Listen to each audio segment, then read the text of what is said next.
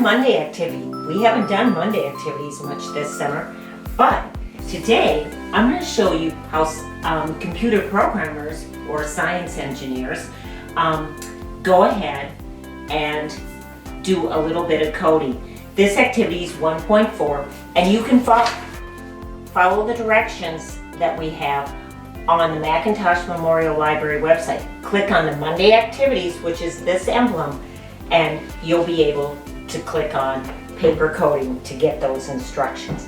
We can't forget to thank Vernon Communications for all their help at the library this summer. It's been a good partnership. All right, so what coding is it tells the computer what to do.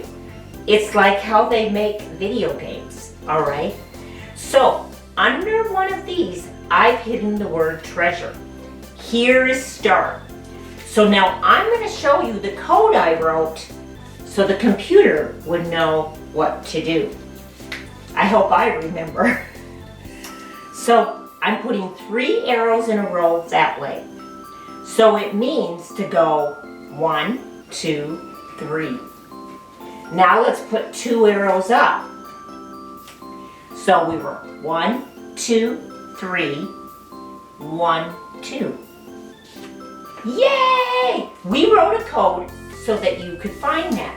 Now, I'm going to move it to another spot. Let's move it farther away, so we have to write a longer code. And you can make your grid as big as you want. I did mine 1, 2, 3, 4, 5, 6, 24. Oh, 30. I thought it was only 4 rows. It's 5. 6 times 5 is 30. Is it 6? Nope. 6 times 5, 30. We got it. I know a little math. All right. So we have to get all the way up here with just these things. So sometimes what coders do is they'll put a number and they'll just use 1. So this one says 3 arrows to the right, all right? So that means I get to move 3 right away. And then if I wanted to go up 2, I'd say 2. So let's see if I could do that. 1, 2, 3, and then up 2, 1, 2. Remember, we hit it here. We're not there yet. What could we do? So what about if we use something like this? So we were 1, 2, 3, 1, 2. Now it's telling us to go over and up, all right? So now what if we added one of these and one of these? Let's see what happens. 1, 2, 3, 1, 2.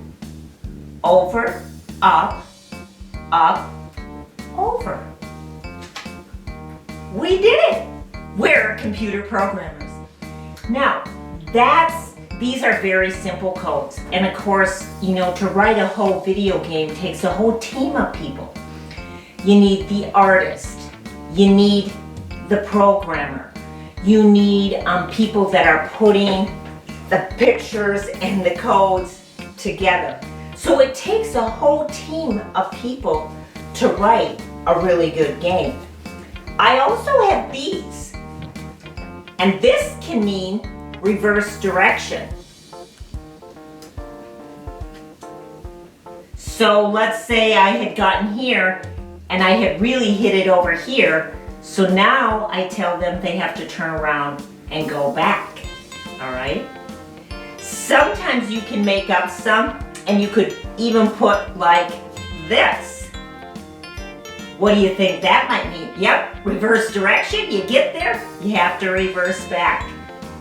All right? So you can come up with your own codes. You can create this game however you want. And what's fun about it is you just keep changing where the treasure is. And then you can write this whole code out on a piece of paper. I did this for the camera so that I could move them around and you could see how I was doing it. But you could write a whole code on a piece of paper and give it to somebody and see if they can get to where your treasure is. If they can't, then you might need to look at your code and see that you've coded properly. because maybe you've made a mistake or they haven't followed the code properly. Now at the library, we got 2 new books this summer. This one's called Awesome Engineering Activities, and it's available for checkout, as is this one.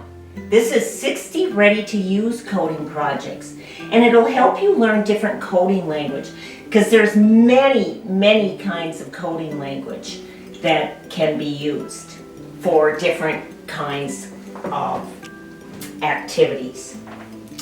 That's all for today. It was quite short.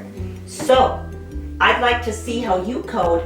Maybe you can even send me a code and I'll see if I can follow from your picture. If you sent me this and your code, then I could see if I can find it. Tomorrow is Science Day, and we are going to launch an aqua launcher into the air, and then we're going to make a zip line. So, I'll see you tomorrow at Science at 3 o'clock.